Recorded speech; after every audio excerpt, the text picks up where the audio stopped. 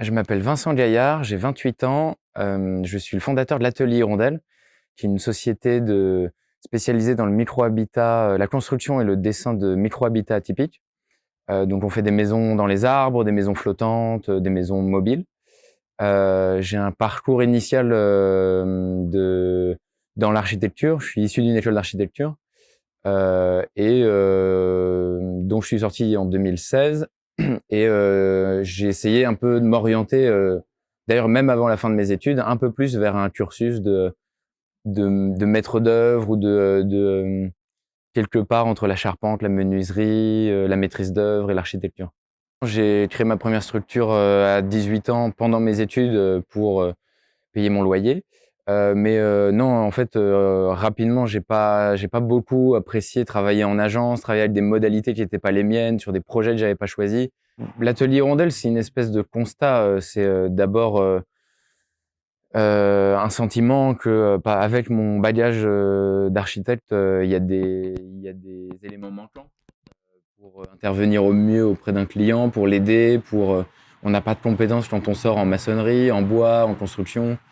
Euh, L'atelier Hirondelle, c'est cette espèce de boîte à outils qui me manquait. Moi, j'apprends à l'atelier Hirondelle. C'est le fait de volontairement sortir des sentiers battus de l'architecture classique pour fabriquer une société à mi-chemin entre la fabrication bois, et le dessin, la conception. C'est pallier à un manque, lié à ce constat de mes études et d'avant que euh, dans l'architecture, dans la manière d'apprendre l'architecture, il manque des bouts pour être performant sur le terrain. J'ai un stage en particulier qui m'a vraiment formé, qui m'a vraiment donné des bonnes billes, qui est Échelle Inconnue, qui est Stanley Cambo, qui est un architecte à Rouen, qui est vraiment incroyable et qui fait un travail que je trouve génial et qui m'a vraiment donné les enjeux sur l'habitat mobile. Qu'est-ce que ça impliquait, la mobilité dans l'habitat et euh, les enjeux d'aujourd'hui et comment il va falloir revoir l'habitat mobile et comment il va falloir en faire un enjeu de tout le monde, de tous les jours. Ensuite, moi, un moment en particulier, c'est au début de mes années d'architecture quand j'étais à Lille, où j'ai un petit peu intervenu auprès de la jungle de Calais pour essayer d'appréhender quasiment l'urbanisme qui avait été fabriqué par la jungle, donc le camp de migrants de plus de 10 000 membres à l'époque en 2011-2012. Et là, il y a eu un vrai du coup, il a fallu un peu construire des maisons, il a fallu les aider, faire un peu de menuiserie. Moi, ça a été mon grand stage, ça. Ça a été comment on peut aider des gens et comment on peut être au plus près de besoins et de nécessités immédiates sur de l'habitat précaire, sur de l'habitat d'urgence. Alors, à l'atelier Hirondelle, on fait des projets à des échelles complètement différentes. On va faire de la petite menuiserie de précision, notamment pour des herboristes, récemment qu'on a accompagné sur des tiroirs de clés de séchage pour des graines et des fleurs. Donc là, on est vraiment dans un travail de précision. On va faire du micro-habitat, ce qui est la pierre angulaire de notre approche, qui est la maison mobile, déplaçable. Donc là, on va dessiner, on va construire. Donc on a des architectes à l'intérieur de la structure, on a des menuisiers, on a des charpentiers. Et l'objectif, ça va être de mêler toutes ces compétences au moment de la conception, au moment de dessiner. On a des projets d'ampleur un peu plus grosse avec des échelles paysagères, des échelles plus urbaines. Là, on intervient sur un projet aux étangs de Comelles à Ory-la-Ville, qui est un ancien relais de chasse du château de Chantilly, où on est face donc aux étangs de Comelles, plus de 12 000 mètres carrés d'étangs. Donc, on est dans une échelle complètement paysagère dans la réhabilitation, la restauration d'un bâti en site classé. Donc, on va avoir des échelles qui sont très différentes, des manières, des approches de projet en fonction de nos dossiers, mais on trouve ça super intéressant d'avoir à repenser nos processus en fonction des projets qu'on a en face. Alors, à propos de la pluridisciplinarité de l'atelier Hirondelle, on est vraiment dans le créneau, on est à la croisée de plusieurs compétences. Il y a des points positifs, il y a des points négatifs, évidemment. Le point positif, c'est que tout le monde apprend vite des autres métiers, parce qu'on est vraiment au contact en permanence. Donc, c'est amusant, même au quotidien, de voir du vocabulaire de charpentier rentrer dans la bouche des architectes, et inversement, de voir des menuisiers commencer à emprunter du vocabulaire architectural.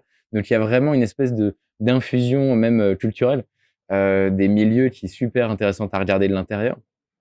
Après, évidemment, c'est des métiers qui qui communiquent peu ou qui communiquent au moment du chantier, on va dire historiquement. Et du coup, ben, on a parfois ces espèces de tensions historiques qui reviennent avec des charpentiers qui voudraient reprendre un peu la main sur un dessin parce que l'architecte serait plus lointain. Alors que voilà, donc il y a cette espèce de tension qui est toujours amusante à voir aujourd'hui. Mais non, globalement, ça se passe bien et il y a clairement plus de points positifs que négatifs. Déjà, alors moi, je m'y attendais pas en créant cette structure, mais on est vraiment lié au Sieur et à la filière bois qui est locale, qui est liée à Chantilly, aux forêts de Chantilly, d'Ermenonville. C'est un microcosme, c'est un vrai tissu entrepreneurial et je m'attendais pas à avoir autant en fait d'être membre de ce corpus-là. Donc déjà, ça nous lie énormément au métier du bois, au métier de la scierie, au métier de la forêt. On se retrouve très lié aux couvreurs, aux maçons. On se retrouve très lié à d'autres corps de métier. Et c'est vraiment. Alors, pour le coup, c'est pas des compétences qu'on a en interne dans la structure, mais c'est des gens qui gravitent autour, c'est des sous-traitants, c'est des gens qui nous apportent des connaissances ailleurs. Et c'est vraiment super enrichissant d'avoir autant de gens compétents autour. Moi, d'ailleurs, je déconseille d'essayer de former un réseau de travail sans travailler. C'est la pire manière de s'entourer parce qu'on se retrouve avec des gens, même si on les apprécie, même si ça fonctionne, même si ça se passe bien. C'est dans le travail, c'est dans la manière de travailler, c'est aussi dans la contrariété au travail, de voir que ça marche pas du premier coup, comment les gens le vivent, comment ils le perçoivent, comment émotionnellement la chose circule dans une relation de travail, alors que il y a que le travail pour déterminer si les gens sont fiables, si les gens sont bons, si les gens sont intéressés, s'ils sont passionnés, si ça fonctionne en fait. Donc aujourd'hui, on a la chance d'avoir un réseau de travail qui fonctionne bien, qui est agréable, où on arrive à passer toutes les contrariétés de projet. Et il y en a plein dans du micro-habitat. Mais pour fabriquer ça, faut passer par plein de rencontres qui donnent rien, plein de rencontres où on donne pas suite parce que ça fonctionne pas derrière. Ça, et ça, c'est le passage obligatoire. Et ce serait fantastique de pouvoir faire quelques stages, d'avoir quelques contacts et de pouvoir, à partir de là, avoir un réseau de travail concluant avec lequel intervenir tous les jours. L'Atelier Hirondelle n'est pas une agence d'architecture et c'est une bonne chose. On est une société spécialisée de design. On est lié à la CMA, la Chambre des métiers de l'artisanat. Et ça change tout parce qu'on a le droit de bâtir, on a le droit de construire. Alors ça change des choses au niveau assurantiel. On a des assurances décennales, on a des choses qui sont liées au bâtiment et l'art de bâtir. Euh, Ce qui nous donne des marges de manœuvre et des manières d'appréhender le projet et la conception qui sont bien plus vastes, bien plus larges. Et ça nous permet aussi d'être dans une espèce de rigueur par rapport à nos clients. On leur apporte des solutions dont on maîtrise vraiment les tenants et les aboutissants techniques. Ce qu'un architecte va avoir plus de mal à faire parce que il y a un chaînon supplémentaire quand il y a un architecte qui intervient, c'est le chantier et les intervenants de chantier.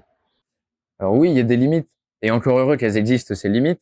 Ce que fait une agence d'architecture, c'est de l'architecture. Nous, on ne fait pas d'architecture. Ça veut dire, alors il y a une différence légale déjà il y a tout un tas de mécanismes sur les seuils de surface, sur des recours obligatoires à un architecte HMONP DPLG, donc un architecte lié à l'ordre des architectes. Et c'est une bonne chose cette séparation parce que ça permet vraiment de signifier le rôle de l'architecte dans une construction et dans un chantier. En fait, ce que je dis là, ça pourrait être intéressant de faire du projet complet à chaque fois, où on intervient auprès du client comme fabricant, concepteur, fabricant.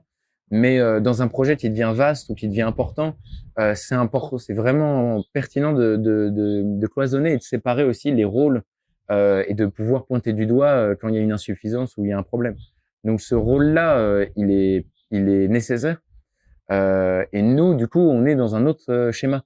On est dans le schéma du designer au carrefour entre la construction, la fabrication, le design, la conception, et en particulier sur la micro-architecture et le micro-agencement. Alors, nous, on a des projets atypiques. On fait des maisons dans les arbres, donc on a besoin de bureaux d'études. Heureusement qu'on les appelle parce que sinon, là, on a des maisons containers, par exemple, le but, c'est de faire de la maison modulaire qui va pouvoir monter sur un camion, être déplacé, donc subir toutes les vibrations de la route, subir toutes les déformations d'un virage pris par un camion 44 tonnes. Heureusement qu'on a un bureau d'études qui intervient pour pouvoir nous calibrer notre ossature intermédiaire à l'intérieur du container pour pouvoir nous accompagner dans un projet un peu hors norme. Des bureaux d'études qui risquent personnellement à nous accompagner, c'est facile à trouver en fait parce que ils sont toujours super intéressés. Maintenant, la manière de choisir un bureau d'études, ça dépend complètement de sa réponse. Donc, il suffit de parler à une trentaine de bureaux d'études, de comparer les réponses, d'essayer de jauger et de sentir si ça a du sens. Et, et on y va en fonction de la confiance à la réponse immédiate. Sur la question des assurances, nous, on intervient comme des fabricants, designers, concepteurs. On a deux types d'assurances. On a ce qu'on appelle la RC Pro maîtrise d'œuvre, la responsabilité civile professionnelle de la maîtrise d'œuvre, donc qui nous permet de prendre en charge une mauvaise conception qui arriverait de notre part. Et la deuxième, on a une responsabilité décennale, donc qui garantit nos ossatures bois sur 10 ans. Ouais, c'est les deux assurances. D'habitude, elles fonctionnent pas ensemble. La décennale n'intervient que pour les sociétés du bâtiment. Alors, pour faire un petit point, il y a la décennale et la biennale. L'ossature et la structure, c'est garanti de 10 ans. Et le second œuvre, certaines peintures, les cloisons sont garanties de 2 ans. Donc nous, on est en décennale, 10 ans sur nos structures, et on est en maîtrise d'œuvre, donc RC maîtrise d'œuvre sur le reste, sur les conceptions. Bon, la question économique à l'atelier Rondelle, elle est assez atypique. Comme les maisons, c'est vraiment curieux la manière de se lancer parce qu'il n'y a pas eu de matelas du tout. Je suis parti avec 20 000 € pour fabriquer mon premier prototype de tiny house, qui était d'ailleurs pas une enveloppe suffisante pour faire une première tiny house. Ensuite, ça n'a été que du réinvestissement d'argent de nos clients. Donc, depuis le début, ça a été que remiser l'argent gagné en permanence. Et ça a été financièrement un risque à 100% à chaque fois.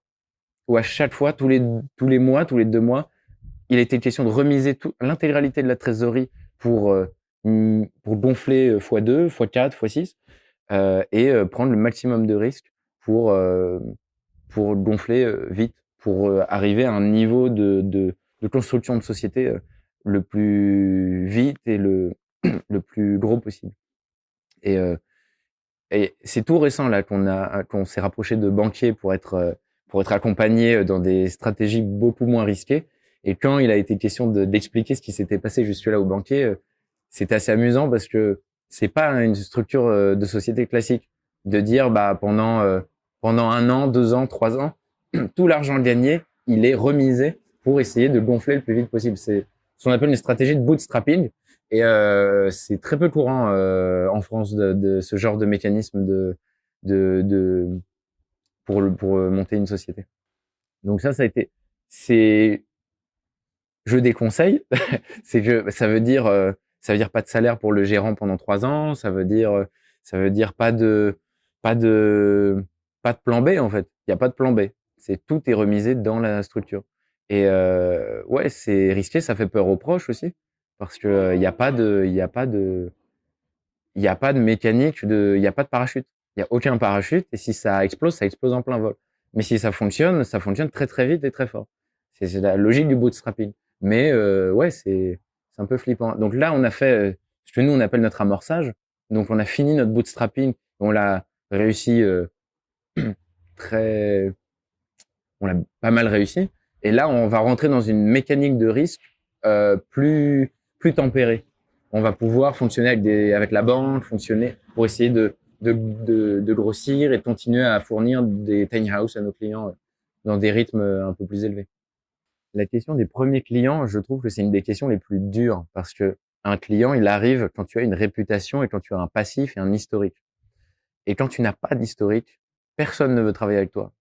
Et c'est dur, c'est dur. Et en fait, ouais, le premier client, moi, je l'ai obtenu après, je sais pas, au moins 80 prospects, donc 80 personnes intéressées, mais qui ont lâché l'affaire parce qu'ils sentaient que c'était trop risqué, que on l'avait jamais fait avant.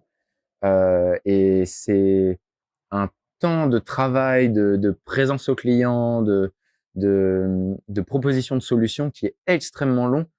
Mais le plus dur à trouver, c'est le premier client, la première personne qui te fait confiance. Mais une fois que tu l'as obtenu et que tu lui as proposé un projet qui tenait la route de A à Z, mais le deuxième client, il est plus rassuré, et le troisième client et le 50e client est plus rassuré.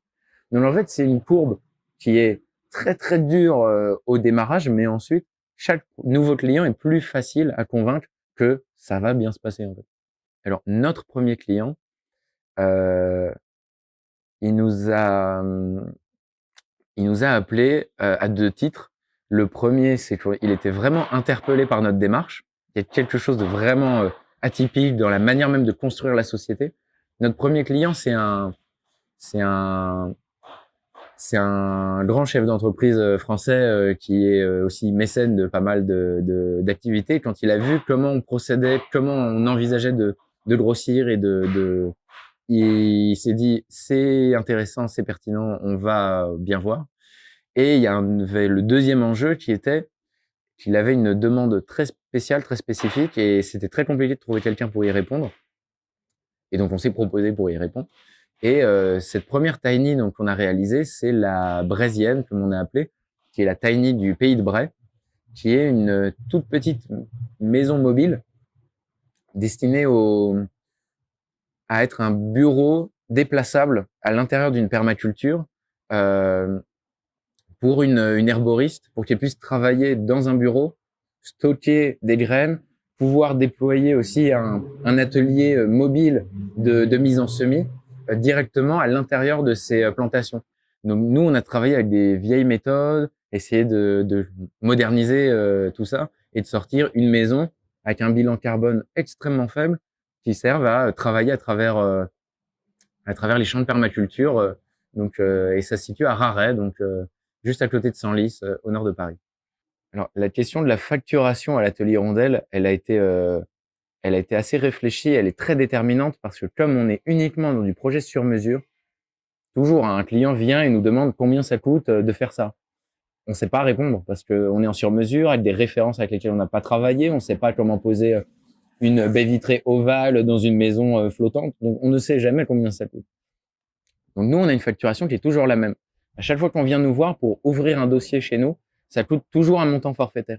C'est toujours 6 000 € hors taxe pour ouvrir un dossier chez nous. Et on commence à réfléchir, à dessiner, à faire une proposition. Et, euh, et suite à cette première étude-là, nous, on sait sortir un dossier complet avec voilà, comment on voit la chose, quelle feuille de route, combien ça va coûter. Et là, on va commencer à avoir suffisamment de dessins sous la main pour faire de la demande de prix auprès de nos fournisseurs. Donc nous, on n'est pas vraiment un artisan qui va chiffrer au mètre carré ou au mètre linéaire, mais on va dessiner, chiffrer ensuite. Donc on a 2-3 notions quand même de est-ce que mon dessin va coûter des milliers de cents ou est-ce qu'on est plutôt raccord avec le budget, mais on est toujours dans des fourchettes un peu larges. Et donc nous, à la fin de cette première phase d'étude, on sait dire bah voilà ce qu'on vous a dessiné, ce que vous vouliez comme dessin. On est un peu en dessous du budget, on est un peu au-dessus parce qu'on a réuni tous les chiffrages. Et à partir de là, on discute. Est-ce qu'on revient sur le projet initial? Est-ce qu'on le modifie? Est-ce qu'on le revoit à la baisse? Est-ce qu'on le revoit à la hausse? Et notre projet est assez dynamique avec notre client à partir de cette première étude. La question de la fourniture, elle est primordiale dans notre approche. C'est d'ailleurs une demande essentielle de nos clients de se dire d'où viennent vos fournitures, d'où vient le matériel, comment on peut retracer d'où il vient. La question du local, la question de l'empreinte carbone sont des questions essentielles dans notre approche.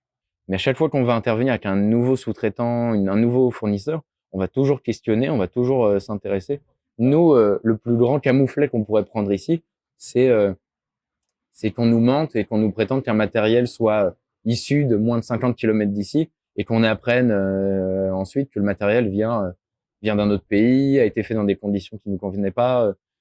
C'est une question de morale et d'éthique. C'est une question aussi contractuelle avec nos clients. Nous, il faut que tout ce qu'on puisse réaliser provienne du plus local possible, du plus proche possible et dans des conditions écologiques et sociales complètement soutenables. Au niveau des matériaux, on va avoir le matériel d'ossature, le matériel de vêture, bardage, finition extérieure. Là, on est exclusivement en bois. On essaye à chaque fois d'être sur du massif brut de sciage. Ça veut dire il est découpé en scieries, il est séché, il est apporté chez nous. Il n'y a pas de transformation supplémentaire au bois. À chaque fois que du bois a besoin d'être traité, nous, on va préférer à chaque fois les thermotraitements. Ça veut dire les bois qui sont passés dans des fours et qui sont chauffés pour les densifier, qui va leur apporter une résistance super forte et ils sont pas soumis à des traitements chimiques. Donc ça nous intéresse énormément, les thermotraitements. Ensuite, le reste des matériaux. On va éviter les zincs et les aciers, on préfère les aluminiums. Donc l'aluminium est un matériau qui est polluant à la fabrication, mais qui est recyclable des centaines de milliers de fois derrière. Donc nous, on va travailler avec de l'aluminium qui est déjà traité, qui est déjà recyclé. On a une partie de nos matériaux où là, on est un peu dépendant de fournisseurs parce qu'on peut pas y fabriquer nous-mêmes. Ça va être les fenêtres, ça va être la quincaillerie, où là, on dépend de fournisseurs. Alors là, notre usine de sous-traitants, elle est située à Rouen sur les fenêtres et la quincaillerie. Donc, je sais pas, de chez nous, ça fait 250 kilomètres. C'est notre fournisseur le plus lointain. Et on peut pas vraiment faire autrement sur de la quincaillerie de précision ou de la fenêtre. Donc, et moi, à la première occasion, si on peut rapprocher tout ça et trouver des systèmes plus près, moins coûteux et plus écologiques, on prend. Donc, on est dans une démarche où on essaye de, en fait, il n'y a pas de société 100% écologique ou 0% écologique. C'est un process. Et le process, faut régulièrement le questionner en disant, est-ce que je suis suffisamment près de l'objectif? Est-ce que mon bilan carbone complet, il est bas? Est-ce qu'il est haut? Est-ce que ça, je peux l'optimiser? Est-ce que c'est nécessaire d'apporter ces matériaux-là? Pour répondre sur la question des isolants, c'est une des questions les plus simples à répondre en écologie du bâtiment. On est toujours sur du chanvre, du lin, la fibre de bois, du Biofib Trio, du Steco, donc des marques qui se sont illustrées dans la capacité écologique qu'ils avaient à produire, à stocker, à transporter, à livrer. Donc nous, on travaille uniquement dans de l'isolant écologique. Alors, il y a des matériaux avec lesquels on s'interdit complètement de travailler, ça va être les plastiques et les matériaux composites, donc qui sont des matériaux qui demandent des traitements chimiques de base qu'on juge non nécessaires, chers, inutiles, anti-écologiques et même technologiques. Nous, on est vraiment dans une démarche de low-tech. On va essayer de se dire, un matériau, il faut qu'il soit simple à l'usage, simple à l'entretien, facile à remplacer, même si c'est pas l'atelier Hirondelle qui le remplace. Une lame de bardage découpée en grains d'orge, c'est très facile à remplacer. Pourquoi aller chercher des mécaniques complexes, des composites quand c'est pas nécessaire? Voilà. Sur les temporalités de projet, ça dépend complètement. On va avoir des projets en 2 versions de projet. On a mis le doigt vraiment sur le projet qui intéressait notre client. Et des fois, le plus long qu'on ait fait, c'est 8 versions. Donc, pour donner 3 échelles, en moyenne, dessiner un projet, ça peut durer entre 1 mois et 2 mois. Ça peut durer jusqu'à 3 mois et demi, dans le cas maximum qu'on a connu. Et un temps d'atelier, ouais, pareil, entre 2 mois, 4 mois, on va dire. Alors, tiny house, c'est un terme qui recouvre les maisons minuscules. Il y a des tiny house mobiles, il y a des tiny house fixes, il y a des tiny house sur fondation, fondation légère. C'est une famille, en fait, de manières de travailler, de projets, en fait. Donc, on peut en faire sur fondation, on peut en faire sans fondation. Si on parle de tiny house mobile sur remorque, qui est en général l'appellation courante pour les tiny house, non, il y a rien. On la laisse sur remorque, on va la mettre sur chandelle, donc ça va être des petits trépieds métalliques, et elle reste définitivement sur sa remorque. L'avantage, et nous, c'est vraiment un enjeu, on pense, un grand impensé de la transition écologique, c'est la question de l'emprise au sol. C'est la fondation, c'est un enjeu, mais national. Il faut que la manière qu'on ait de fonder nos bâtiments et de les empriser au sol soit raccord avec une démarche écologique et une démarche réversible. Donc nous, à chaque fois qu'on va pouvoir intervenir sur une fondation soit réversible, ce qui est le cas, par exemple, nous, on aime beaucoup la technologie des micropieux, qui sont des pieux métalliques qu'on va visser dans le sol et sur lequel on pose nos maisons. Donc ça, on est sur de la fondation légère, réversible. Sur la tiny house mobile, là, on va uniquement être sur petites chandelles métalliques posées, et là, on n'a aucune fondation. En moins de 20 minutes, on retire les chandelles, on plie bagage avec la tiny, on a disparu, et le sol n'a aucun impact. Parce que la tiny house, c'est une empreinte carbone à la fabrication, mais c'est aussi une manière de vivre à l'intérieur qui est complètement différente dans son rapport à l'énergie, à l'eau, d'une maison classique ou d'un appartement classique. On estime que vivre dans une tiny est 30 à 40 fois moins énergivore que dans une maison classique. C'est déjà un enjeu de vie colossal. Donc, la manière qu'on a de travailler, c'est aussi une manière dont on aimerait voir vivre les gens dans les maisons, en fait. Je pense que dans la tiny, il y a de la réponse à plein d'enjeux et c'est un carrefour de solutions. Et il y a des enjeux, à mon avis, à la croisée de plein de problématiques actuelles. La question écologique, la question de l'emprise au sol, la question de la mobilité. La question de la mobilité, il y a plusieurs aspects. Il y a on va appeler ça la flexibilité du marché du travail. Les gens restent plus aujourd'hui dans des emplois pendant 40 ans sans bouger. Comment, d'un point de vue urbain, urbanisme, architecture, on traite ce sujet-là? Il y a la question du freelancing. Il y a de plus en plus des mécaniques de micro-sous-traitance qui se mettent en place dans le marché du travail. Donc il y a cette question-là. La mobilité peut y répondre, mais il y a la question aussi des enjeux de montée des eaux. Il y a la question de la viabilité de certaines villes qui va se poser d'ici 20, 30 ans. Donc peut-être que la mobilité va répondre à ces enjeux-là. Moi, je pense qu'on est au carrefour de pas mal de choses en fait, sur la question sociale, la question de même les filières de construction. C'est le but de la transition, c'est bouger en se disant ok, on change nos manières de faire, on est plus rationnel, on est plus malin dans nos manières de processer. À mon avis, la tiny house, la manière de fabriquer une tiny house et la manière d'y vivre répond à pas mal d'enjeux dans ce sens-là. Si la question c'est est-ce que la mobilité ça rend anhistorique l'architecture atopologique et sans aucune substance liée au territoire, je suis complètement en désaccord avec cette phrase.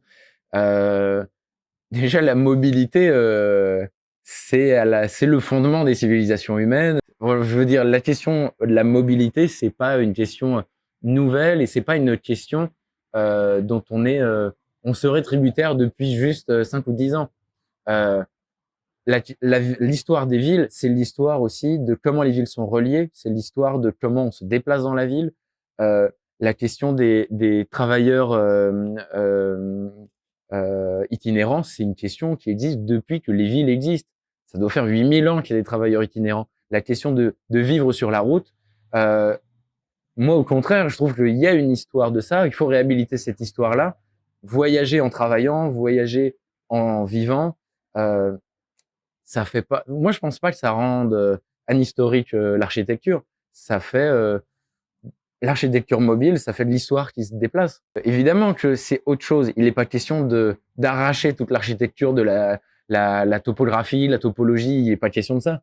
Il y a des architectures qui ont du sens dans leur territoire, et puis il y a de l'architecture qui se déplace. Il y a de voilà. Je le vois pas du tout comme une question qui vient détruire de l'histoire, détruire du territoire, détruire une manière de faire. Au contraire, ça enrichit. C'est comme ça que je vois les choses. Une maison mobile, elle peut être mobile parce qu'elle est sur remorque, elle peut être mobile parce qu'elle est sur camion, elle peut être mobile parce qu'elle peut se faire treuiller par un camion grue. La question de la mobilité, ça pose la question de la, de la relation au pétrole, parce que pour le moment, on ne sait pas déplacer une maison autrement qu'avec du diesel. Donc ça, c'est une vraie question liée à l'écologie et à la mobilité. Alors évidemment, on sera toujours plus écologique en fabriquant une tiny house, même qui fait 15 000 km dans l'année, plutôt qu'en faisant une maison en parpaing, en ciment de Portland, avec 3 camions pour déplacer 4000 parpaings. Évidemment, on le sera toujours, mais c'est une vraie question de comment on va optimiser du parcours, du transport, d'une maison. Parce qu'au final, même si elle est légère, on va transporter une maison. Et ça, c'est une question à laquelle moi, constructeur de Tiny, je vais pas savoir répondre. Et c'est une question que les fabricants de véhicules doivent se saisir, en fait. Et donc, faut leur renvoyer la balle. Parce que quand on pose la question de la mobilité dans la construction, maintenant, il faut discuter avec les gens qui font la mobilité. Toutes les tiny n'ont pas vocation à être autonomes. Nous, notre mission, c'est pas rendre autonomes toutes les tiny. Notre mission, c'est proposer un projet à un client qui convienne à ses besoins. S'il a besoin d'être autonome, on le rend autonome. S'il n'en a pas besoin, on va pas le faire. Donc, non, l'objectif, c'est pas qu'elles le soient toutes. Maintenant, la question de l'autonomie, alors le mot autonomie me plaît pas exactement, je préfère le terme autosuffisance. Euh, la question de l'autosuffisance énergétique ou en eau potable ou parfois même en gaz, c'est une question à plein de problématiques. Aujourd'hui, c'est assez facile d'avoir une autosuffisance en photovoltaïque. Enfin, en tout cas, sur le territoire français. Euh, voilà, c'est réalisable, c'est faisable. Il n'y a pas d'enjeu, de problème technologique ou de problème financier pour ça. La question du gaz, c'est pas une réelle autosuffisance. La question, ça va être de stocker du gaz. Ça va être d'avoir de la bonbonne gaz. Et là, on peut avoir une maison, oui, qui a du stock en propane ou en butane, pardon, pour 2 ans ou 4 ans devant elle. C'est pas une vraie autosuffisance. On n'est pas dans une mécanique où ça tourne tout seul. C'est assez simple d'équiper une tiny house en photovoltaïque, en panneaux solaires. La grande question, plutôt, c'est en fait, c'est lourd. Enfin, c'est surtout, ça fonctionne avec des panneaux solaires, un onduleur et des batteries. Alors, pour le coup, ce n'est pas écologique. La batterie gel ou la batterie lithium n'est pas un procédé écologique. Et il y a une grande question nationale qui se pose sur la question du recyclage de ces éléments-là. Mais il donne une autosuffisance sur 10 ans, 15 ans, 20 ans en photovoltaïque, ce qui permet de plus être dépendant des mécaniques nucléaires. Donc, en fait, c'est ça, c'est la question écologique. C'est pas une question de oui ou non. C'est une question de quel est l'impact? Est-ce que l'impact est soutenable? Donc, tout d'un coup, ça devient une question complexe, et une question avec plein d'enjeux et avec plein de rebonds derrière. Donc, voilà, c'est maintenant, faut essayer de toucher les curseurs et de voir où on est bon. Et pour le coup, je pense que le photovoltaïque est une bonne idée par rapport au nucléaire. Et le photovoltaïque, c'est assez simple à le mettre en œuvre. Maintenant, le problème, c'est que de la batterie, c'est très lourd. On est sur entre 200 et 400 kilos de batterie par projet. Si la maison a la vocation à être mobile, légère et faire, pour prendre la route, en étant gabarit routier, faire moins de 3500 kilos, ce qui est légal pour une remorque, sinon on passe en poids lourd, en fait, c'est super compliqué de mettre ça dans la maison. Donc, nous, on préfère travailler avec des installations qui se déplacent et qui se déploient à côté de la maison qui, elle, est mobile. Ça veut dire que tout d'un coup, c'est un peu plus laborieux de tout déplacer. Ça veut dire qu'on replie du panneau qui est monté sur ossature bois à côté, on range les batteries, on refait un fourgon à côté. Ça peut être le fourgon qui déplace la tiny, aucun problème pour ça. Mais en tout cas, nous, l'objectif, ça va être de conserver une maison légère malgré ce processus-là. Ensuite, il y a la question de l'eau. L'eau, c'est le plus compliqué. Être approvisionné en eau potable et traiter son eau grise ou son eau noire, enfin, ses eaux usées, c'est la question centrale sur l'autosuffisance. Être approvisionné en eau claire, surtout à des volumes avec lesquels on vit tous, dans des maisons pavillonnaires, dans des appartements, c'est impossible à faire. Avec un puits, avec de l'eau de pluie, avec tout ça, c'est impossible à avoir. Donc ça veut dire aussi vivre autrement. Ça veut dire filtrer son eau au charbon actif, ça veut dire complètement une autre démarche, et c'est une relation à l'eau qui change complètement. C'est faisable, mais ça demande de modifier sa manière de vivre en profondeur. Comment je vois la suite pour l'atelier Hirondelle? Moi, j'aimerais bien, alors c'est du pur fantasme là, j'aimerais bien que l'atelier Hirondelle soit une espèce de, de référence dans la manière d'appréhender l'architecture et la modification du territoire. On arrête de cloisonner l'urbanisme, l'architecture, le paysage, et essayer de... Moi, la meilleure chose qui pourrait arriver à l'atelier Hirondelle, c'est qu'il y ait d'autres sociétés qui se montent et qui creusent, qui cherchent du modèle. Et essayer d'être autre chose qu'une agence d'architecture, autre chose qu'une boîte de menuiserie, autre chose. Demain, s'il y a des bâtisseurs tailleurs de pierre à moitié architectes, à moitié urbanistes, mais c'est top. Enfin, ce que j'aimerais que l'atelier Hirondelle apporte aux autres, c'est l'envie d'enclencher des processus à la croisée des compétences. Bah, j'ai un projet qui a été fait par Stanley Cambo, donc l'architecte à Rouen. Alors, il n'a pas été fait, mais il a été documenté par Stanley Cambo, pardon, qui est incroyable. Euh, c'est un, c'est un mec sur la scène qui était mathématicien et qui a fabriqué sa péniche où il habitait dedans, mais il savait pas dessiner. Donc, il n'a fabriqué toutes ses coupes dans sa péniche, il les a fabriquées uniquement en courbes mathématiques pour ensuite les faire à la découpeuse laser pour avoir toutes ces fermes en fait à l'intérieur de sa péniche. Et à partir de là, il a tout fait à la CNC en fait. Et le mec ne savait pas utiliser un marteau et il a fabriqué une péniche de 40 mètres de long alors que le mec est mathématicien et qu'il a aucune compétence de menuisier ou de charpentier. Et quand moi j'avais rencontré Stanley Cambo, il était en train de documenter ce projet. Donc c'est un mec, il ne connaît personne, il n'a aucune compétence il a fabriqué sa maison flottante sur 35 mètres de long. Et ouais, moi un projet comme ça, enfin que je trouve fou parce que là il y a la question du projet en lui-même, mais il y a la question aussi du c'est lui qui l'a fabriqué et avec ses billes, avec ses compétences. Et du coup, bah, la péniche n'a pas une forme qui est architecturée. Elle a la forme d'un projet d'un mathématicien. Et je trouve ça incroyable. Moi, si demain, bah, on a deux choses. Moi, enfin, j'ai eu deux choses moi qui m'ont beaucoup amusé dans cette manière-là de faire rentrer vraiment le client dans le processus projet. En ce moment, bah, on a une tiny house en cours de fabrication et la cliente elle vit avec son chien et son chien a peur du vide. Il fallait absolument que son chien puisse accéder à la mezzanine où elle dort. Et du coup, on est en train de fabriquer un escalier que pour le chien, pour qu'il ait pas peur du vide et pour que la hauteur de marche et le giron correspondent au chien. Donc, on fait du test avec le chien pour que ça marche avec l'escalier. On l'a fait au bord pour pas qu'il ait peur du vide. On est en train de faire un projet pour un Shiba, quoi. Et du coup, c'est trop bien. Et on fait rentrer le client, on fait rentrer le chien du client dans le process. Et c'est l'éclate. C'est l'éclate. Et là, ça date d'il y a quelques années. C'était pas encore Atelier Rondelle, c'était moi qui étais dessus. J'avais une dame qui voulait absolument que son poney puisse boire dans l'évier depuis la fenêtre extérieure. Donc il a fallu que je prenne en cote le garrot du poney et sa longueur de cou et que je fasse la fenêtre et puis le bec de cygne machin pour qu'il puisse venir boire dans l'évier le matin, quoi. Bah ça c'est génial. Moi c'est la manière d'appréhender du projet que j'adore et ce que j'aimerais trop faire c'est un projet avec complètement ouais complètement déluré là-dessus, quoi, avec un client qui a une demande super spéciale et il faut inventer un processus qui réponde à la question, quoi. Voilà.